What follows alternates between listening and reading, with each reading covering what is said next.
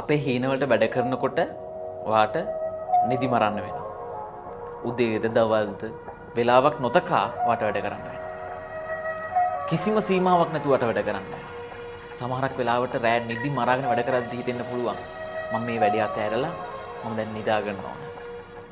හෙට මම මගේ තියෙන වැඩේ අතහැරලා මං යාළුවොත් එක්ක ට්‍රිප් එකක් යන්න ඕන.